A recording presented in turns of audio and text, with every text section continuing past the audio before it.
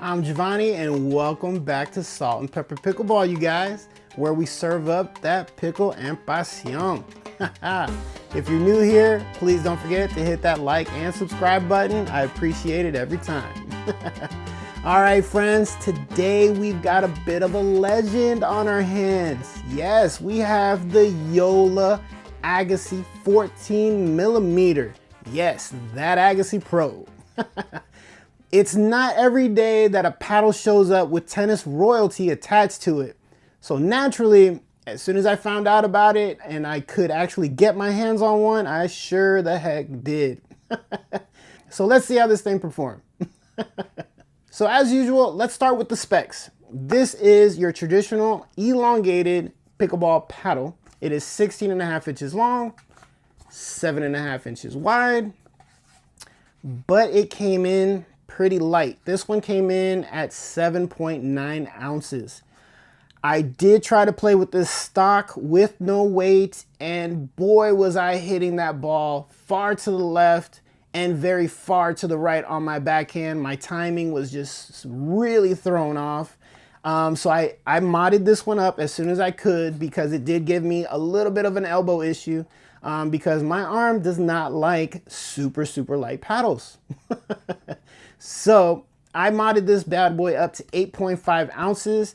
I used the half a gram per inch. I put 4 inches here on either side. And then I actually added an inch to the top corners to try to balance it out because I felt like it had come down to the handle a little too much. And I feel like it's evenly balanced now. I like where it's at. So moving on, the grip length here measured from the butt cap to where the tape meets the throat is going to be 5.5 inches. Guys, that's super sweet spot. Nice and comfortable in my hands if you do your golf grip, baseball grip, or of course the traditional two-handed backhand grip. The grip came in just a little bit thinner at the 4.125 inches, but with some overgrip, brings it right back up to that 4.25, which fits my hand perfectly. The face on this bad boy is going to be textured carbon fiber, and then it has that 14mm propulsion core tech. So the first impressions on this guy, it definitely had a premium look. I like that it looks sleek, it looks clean, and very modern with that nice pop of red with the white balancing it out over here on the right. And then the nice solid black, the Agassi here, kind of low profile. Looks really nice to me. I definitely dig it. The 14mm core keeps it on the thinner side, of course, which usually means more pop and quick swings through speed, which I definitely found when I left it at the 7.9, and I was definitely finding it hard to really get my timing. I was hitting things way out too far ahead. You know, for me, traditionally, just having a heavier paddle, I was finding it really hard to like find that sweet spot again. So, and like I said, it was hurting my elbow, so I definitely had to put some weight on that. But then after that, solid, super solid. And it offers a more unique face profile because traditionally you see it nice and squared and things like that, or with just the arrow curve alone, and you don't see like this little curve here on the side. But you know what? It works. It really works. And I hear a lot from, you know, players who don't really like elongateds. They're more into the hybrid or the wide body. The reason why they don't like elongated is because of the elongated lag. You know, from having such a long paddle, it feels like it lags coming through on your forehand, backhand, or even at the kitchen, you know? It just feels like it takes too long. So, but on this paddle, I don't know if it's just the shape or because it is the 14mm. I'm still trying to work that part out, but I felt no lag here. I put it in the hands of some other folks and they didn't feel a lag either. No complaints because these were happy wide body and happy hybrid players, and they actually liked it.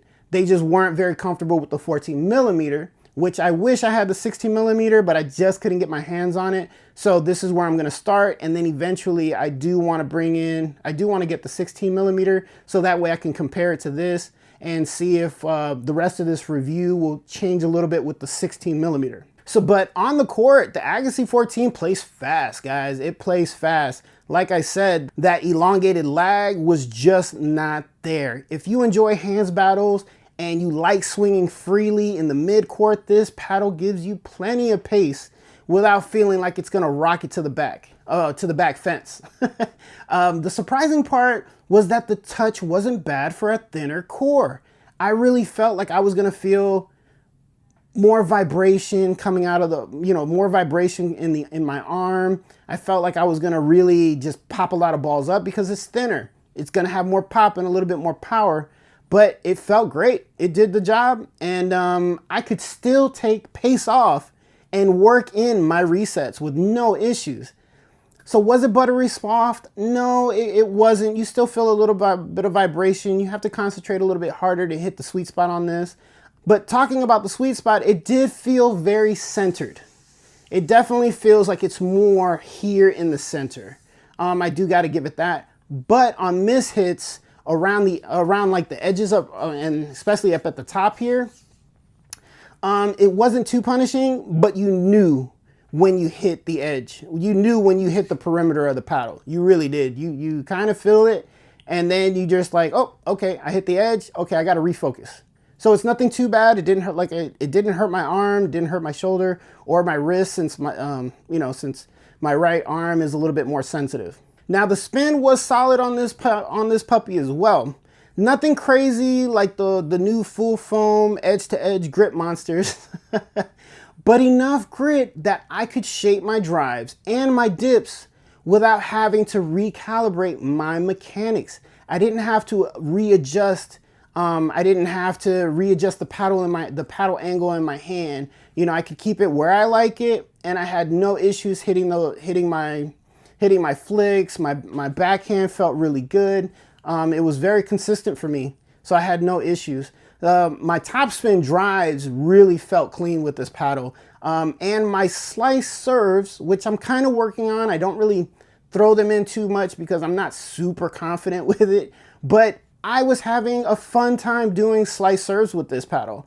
It definitely threaded the line a lot, and I definitely had my opponents or the returner second guessing whether or not it was going to go long or it was going to just hit in right before the line. So it was kind of fun to put in a slice serve here and there.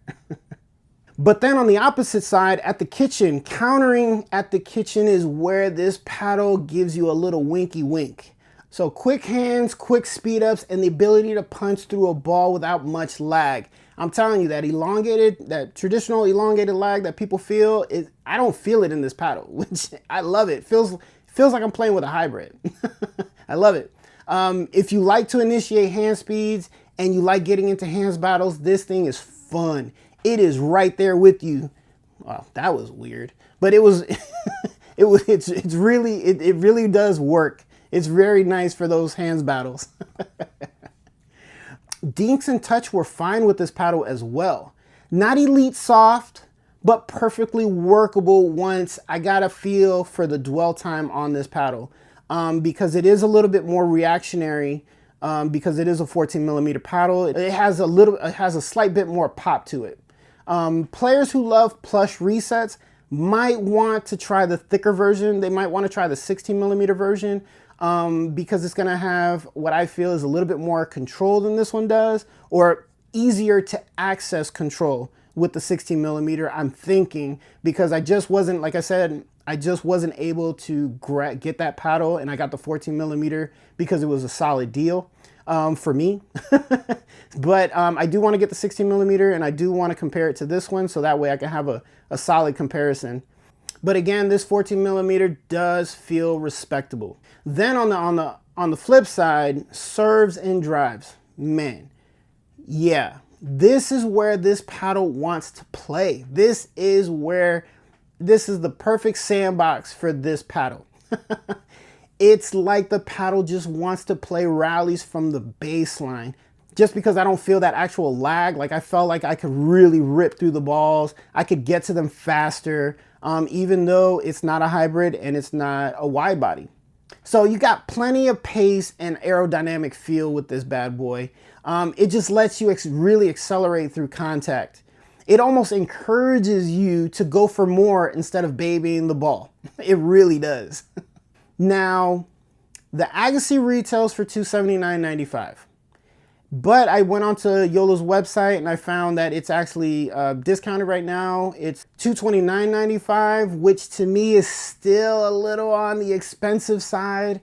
But while I was playing with this paddle, this is really why I want to try the 60mm paddle, because when I was hitting this, it really did remind me of the Bread and Butter Filth, the hybrid one. It definitely reminded me of that one, but you know, the Bread and Butter Filth is actually 60mm wide, and it totally reminded me of this paddle, except for it was just a little bit more plush when you hit the ball. It had that plow through the ball. You felt very connected to the ball. There was like really nice dwell time to it, a little bit better than this one. Like I said, this one is, because it is a 14mm, it is going to be a little bit more reactionary off of the face, and the pop is going to, of course that means that the pop is going to increase just a little bit, but I felt like the filth like really held it down. You know what I mean? And just in case, if this price tag is a little too high, the Bread and Butter Filth hybrid is definitely a good version to try. And that retails for $165. And then with my friend Mr. Tim's ambassadors discount code, Mr. Tim brings it down another 10%, so it's a little bit more affordable. So there is that option, but again, this is a solid paddle. But the $229.95 I feel is just a little bit too much for this paddle. And that's why I feel that I would like to recommend the Filth Hybrid in its place. So with that said, I feel that this paddle is gonna be for aggressive players. It's definitely gonna feel right in the hand for tennis converts. And then if you're a hands battle addict, you're gonna love this paddle as well. Or anyone who just feels like their current paddle needs a little bit more speed and first strike potential is really going to enjoy the Agassi 14mm. So overall, the Joola Agassi 14 definitely delivers a fun blend of power, definitely has some speed and usable control, you guys. It feels athletic without being a rocket launcher. And it carries enough spin to keep the ball definitely playable and enjoyable.